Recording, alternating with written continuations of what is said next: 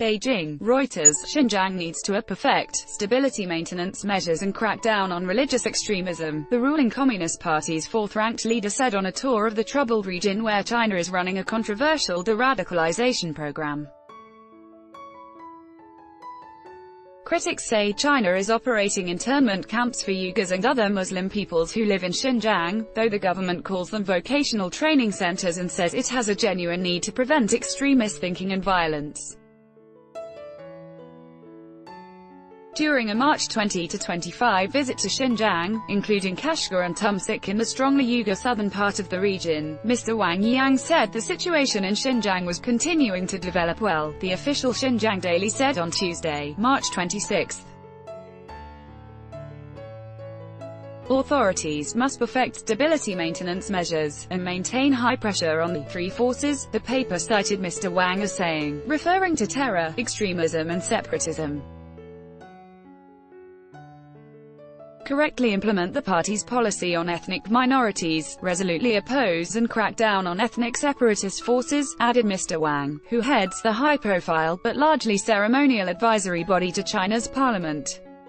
Resolutely oppose and crack down on religious extremist thought, and at the same time ensure the normal religious needs of believers in accordance with the law. The report made no mention of the de-radicalisation centers.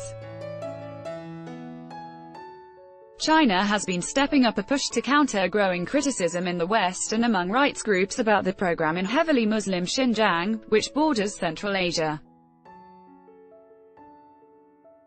That has included inviting foreign diplomats and reporters to visit on well-chaperoned tours, including a Reuters reporter in January. The government has shown happy, well-dressed people in the centers on these trips, and said they are treated respectfully and have their rights protected. Rights groups though say there is mistreatment and even torture, charges China denies. The government has not said how many people are in these centers.